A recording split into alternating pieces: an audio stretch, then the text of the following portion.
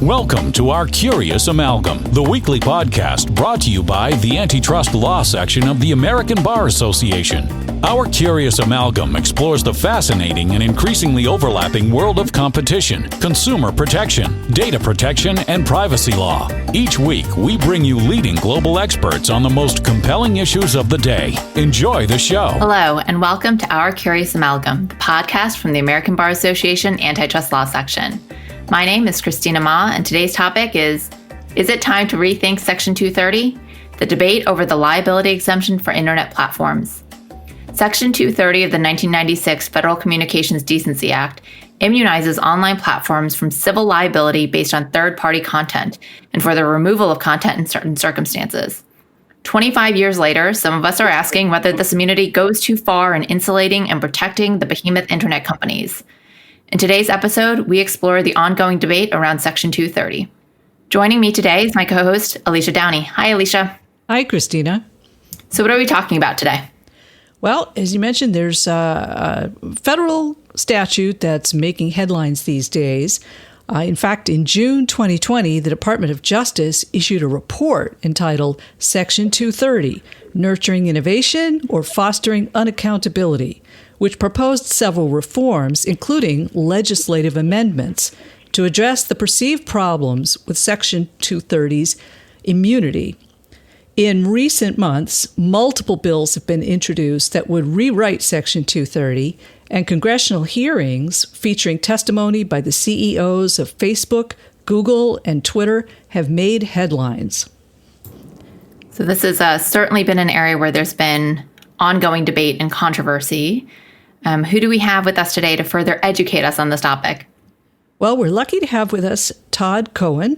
Todd is a partner at O'Melveny, where he's engaged in global legal and public policy issues, including data protection and privacy, competition and antitrust law, e-commerce, content moderation, and intellectual property. Before joining O'Melveny, however, Todd created and led government relations and legal functions in-house at Twitter, eBay, StubHub, PayPal, and Skype. So he was there at the very beginning of Section 230's life. And I think what we're going to do is start with welcoming Todd to the program. Hi, Todd. Hi. Can you tell us a little bit about Section 230's origin story and where you were in your career at the time it was enacted? You bet. 1996, so a different millennia, the Congress was considering the Communications Decency Act. It's sponsored by Senator James Exxon of Nebraska because of the concern that there was inappropriate materials going across the internet, and there was an attempt to try to restrict that.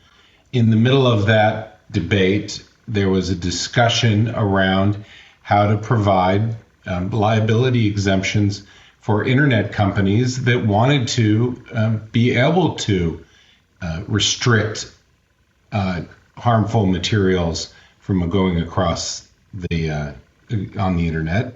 And part of the most important part was there had been some court decisions that had said that companies that tried to moderate debate or in any way reduce harmful content created a duty in which they therefore were responsible for the content.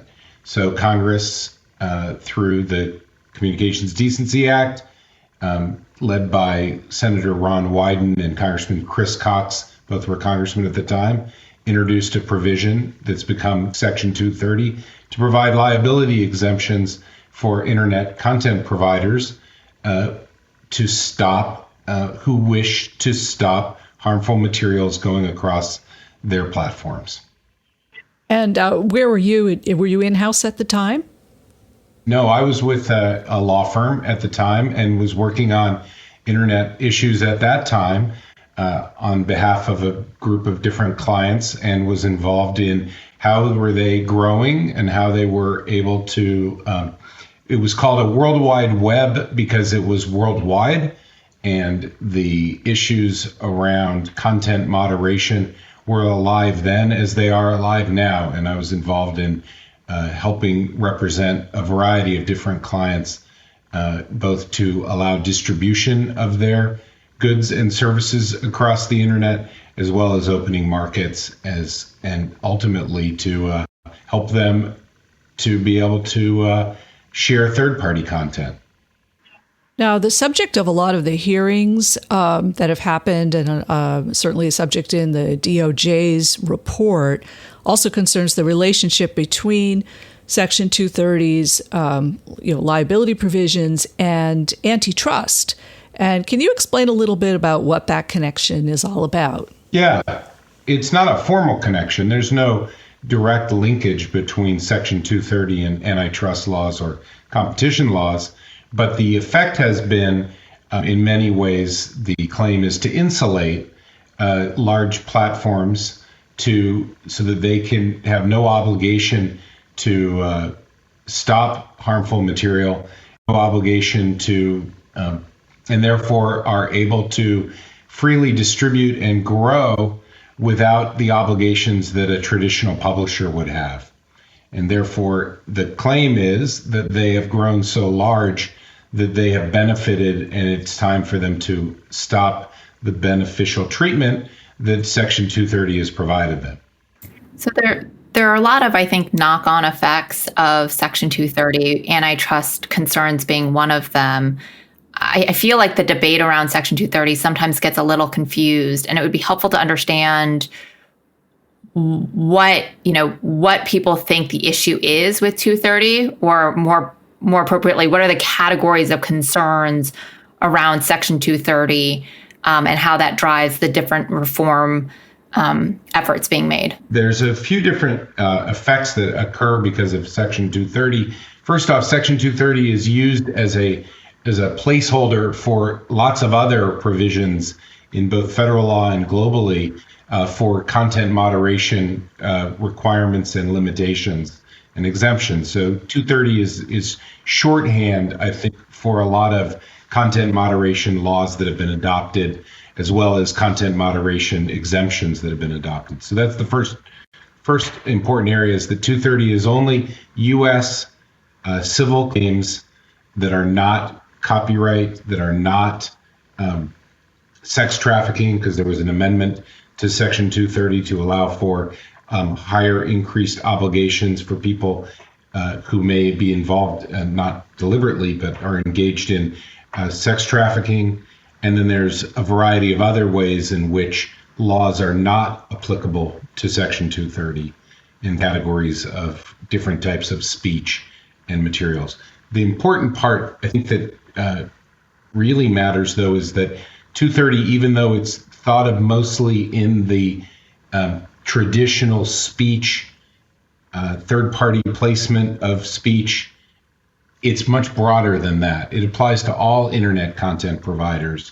So it applies to e-commerce sites, as well as social media sites, as well as literally any platform or any website that uses any third-party content. So it can be as small as your whatever your app is that allows you to do any chat with anybody would have the protection of 230 for the application that provided the chat feature or any type of third-party content. Now, there are a lot of people taking a lot of different positions on 230. Can you help us understand, who are the different factions calling for change, and what do they want to see happen? So there are competing factions seeking change around 230. I'd start the first large group that would like to see restrictions on 230 are traditional publishers, who believe that they are subject to, for example, defamation laws and are responsible for anything they publish, even if it's third-party content. Therefore, they believe that there is an uneven playing field, and that traditional publishers would like to see 230 restricted. And you're seeing the impact of that in the Australian debate over payment to news services as one of the places in which traditional publishers believe that liability exemptions as well as payment obligations wouldn't apply, because that's part of what 230 ultimately allows you to do, is use other people's content and not be responsible for it, and therefore not have an obligation to pay for it. So one area in which the first area, I think, is the traditional publishers would like to see changes into 230. The second group, I would say, are the right-wing conservative voices that believe 230 provides a exemption from liability and ends up censoring conservative voices as opposed to more traditional mainstream or left voices on the platforms that there are complaints about. So you see a lot of these, and you see this in the Department of Justice's report about whether or not they're censoring in good faith and whether there's an obligation for platforms to be non-discriminatory. It's in many ways a return to, they're asking for the fairness doctrine, but they would never want to say that. But it's ultimately to allow their voices to be guaranteed a place through platforms that currently First Amendment doesn't, and Section 230 applies to all companies. It's not state, which is required for a First Amendment claim. That's the second group. Traditional publishers, the first, second group being right-wing conservative voices. And then the third area are left-wing and democratic voices that are asking for 230's change to provide more incentive to stop misinformation, to place a greater obligation upon internet content providers and intermediaries that they reach out and apply stricter rules around non-truth, around misinformation, around election claims, as well as COVID claims. So those are the three major groups, I think, that are engaged in the debate, and the fourth being the companies that benefit from and the interests that benefit from Section 230 are obviously have a voice in the debate as well. And where do the companies stand in general? Are they aligned, or do they have different views on what Section 230 should look like? I think the companies are in general alignment. There are some that, because of their business models, are required to, aren't receiving protection under 230 and are seeking other ways in which they can potentially reduce their liability. More traditional, I hate to use the word traditional when it comes to the internet, but traditional companies in the e-commerce sector who would like to make sure that for products liability and other areas in which there are a lot of claims being brought, that there is protection for them, or if there's no protection, that it should be applied across the board as well. That desire for an equal level playing field is where you see a lot of the debate as well. And do you think change is inevitable? How likely is it that Section 230 will be repealed or heavily revised? I don't envision that there will be significant change at the federal level through Congress for change for 230 this year. Where you're seeing change is in the courts. And we've seen that because, as this is a lesson of every liability exemption, means that somebody's not receiving a remedy. Because if you are saying that a party in which they're not responsible for third-party content, somebody who's harmed by that third-party content does not have a remedy currently, because the person who originally sent the third-party content out may be may be judgment proof, may be too small, may not have any connection whatsoever to the potential plaintiff. And so the intermediary stands in the place and has deeper pockets, and courts are loath to grant liability exemptions when there's no remedy available for somebody who's harmed. So the courts, through pressure and their desire to provide remedies, try to limit 230 both on its face and as well as finding exemptions to the exemption. And so that pressure builds up because you build up a significant amount of case law in which the result is the cases are dismissed, no remedy goes to the plaintiff, and there's a desire by the judiciary in many instances, not deliberately, but to try to figure out ways to limit the extent and reach of 230. Back in the 1990s, this was really the dawn of the internet. And, this is pre-Google, pre-Facebook, I think. And so at the time, one of the goals, as I understand it, of 230, of this liability exemption, was to allow more innovation to take place, to allow companies to build platforms and have third-party content be posted, comments, things like that, and try not to limit the direction that the internet took by relieving them of some liability. How much weight should be given to that goal today? And, if we revise or eliminate Section 230's exemption, are we unfairly, perhaps constraining the growth of, new emerging platforms? It's part of the tension. It's certainly part of the tension as to what were the original intentions. One of those intentions was, as you said quite rightly, Alicia, was to have ways for companies to grow and to incubate them. And a 230 liability exemption provided that, because therefore they could use third-party content and are not obligated to make sure that it's that they have a right to use it, that it is not harmful, that it is not defamatory. And there's no question companies were able to grow from that. The question, as you phrase it, is what do you do now?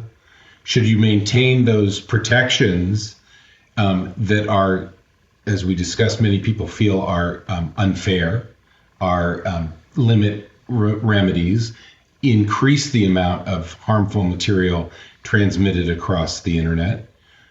And if you eliminate them, how do you, as new or innovative companies, continue to grow and have an opportunity if the exemption is eliminated and the only people that had benefited from the exemption were what I would now call our incumbents? So it's a tension in any time there's an exemption created as to what's the appropriate time to end it, because you then end up saying whoever is next in line doesn't receive that protection and therefore will have new obligations from the get-go. Europe's tried to deal with this by saying the exemptions in the e-commerce directive and in the copyright directive should be limited in size, that companies only qualify for the exemptions based on their size, and that there's a size threshold that if they reach that, then they have an obligation. They lose the exemption and have an obligation to do that. That's one of the ways that you could reform around 230, is to do that. That creates another industry of, did we get too large? Are we in, and you see this in, of all things, in small business administration law, right? What's the threshold in which you receive the protection? And then where, if you're above that, you lose it immediately. Is there a gradual departure? These are, in many ways, these are sledgehammer remedies or sledgehammer issues in which it's very hard to then start parsing them out and create regulatory regimes that work across the board. And yet another point of debate and perhaps yet another faction among folks who are thinking about reform. You mentioned the courts really leading reform in the U.S., while I think these factions are sort of in gridlock in Congress or elsewhere. You mentioned Europe and the approach they've taken. Are there other countries? Many of the companies we're talking about are multinational, so it's possible that other countries' regulations will affect their conduct. Are there other countries that are taking the lead in how to regulate this content?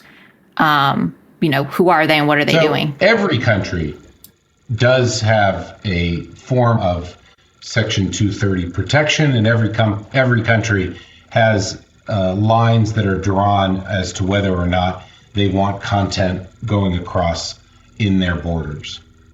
So the ones that are taking the greatest lead are both what we would think of as for national security reasons. You'll see different countries try to impose content restrictions for national security reasons.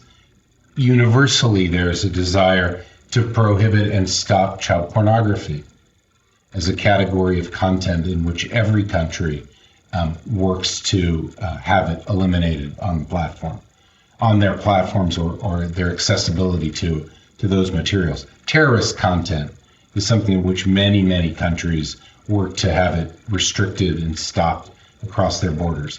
The leading countries in the area of internet content moderation, I'd say, are Singapore, with its adoption last year of their POFMA law, which stands for, ultimately, it's about portrayal of truth and requirements that media companies that have third-party content, if something is, a ministry declares in Singapore that it's untrue, they will issue an order and require the intermediary to place up the truth in the same location that the untruth was put forward. That's the extreme, but you see that also in Europe as we discussed the changes to the e-commerce directive through the Digital Markets Act, as well as the Digital Services Act, and their changes last year around the copyright directive. And then as we envision, the possible changes to 230 or perhaps the court's approach to it, do you think we're headed for a scenario in which there is, here in the United States, an actual agency, call it the Ministry of Information, whose job it is to assess whether content is or is not eligible for liability protection? Sounds like something out of Harry Potter. That's not the book I'm referring to. The new agency creations occur. Currently we have the Federal Communications Commission that theoretically has jurisdiction in this area, both as common carriers as well as the airwaves. As well, you have the Federal Trade Commission, which for unfair and deceptive trade practices has jurisdiction. So we have, quote, regulators currently. I don't envision a new Ministry of Information, but I'm not one to ever say never, and I would not volunteer to join that ministry. It's hard enough to do it from the private side, let alone trying to do it from the public side. Well, Todd, this has been incredibly fascinating and obviously very relevant to ongoing debates and to our daily lives as we interact on these internet platforms day in and day out. Unfortunately, we're coming to an end on our episode here, but before we let you go, we always like to ask our guests a couple of questions. And the first one we'd like to ask is for you to tell us something interesting about yourself that we wouldn't know if we just knew you professionally. You wouldn't know that I went to and attended American Basketball Association games, the ABA, and was a huge fan of the Utah Stars when they won in 1973 against the Kentucky Colonels and the Indiana Pacers. You would not know that I attended ABA basketball. Wow, who knew there was ABA basketball? This is all news to me. I wonder what other intramural sports we have. That's great. And Todd, what advice do you have for young lawyers who are looking to do what you do? This is one where it does matter if you have a passion to be engaged in and try to follow your passion in the law. And that's where I've been incredibly fortunate in my practice to have had the opportunity to work for companies and trade associations and clients that are working to, I think, ultimately build a better world. And the internet provides that. I do believe that. And so my advice to attorneys that are new or starting out is really try to follow your passion. And because it's a hell of a lot more fun. And if you don't mind me asking, when and how did you come across your passion for, communications law? I was very fortunate. I've been engaged in public policy since before everyone else on the podcast was alive. So moved to Washington and pursued and was engaged in public policy and was a fundraiser and decided that I really wanted to be engaged on the substantive side and worked on Capitol Hill and became a lawyer and was fortunate to work for a law firm that was willing to represent people on the policy side as well as on the, quote, strictly legal side. And I've been had that firm and the clients I've worked with and the places I've been have really been around substantive policy and about trying to affect change through this. And that's been great. I've been very fortunate. Well, Todd, now it is our final segment, what we call the Curious Hat. And now it's time for the Curious Hat.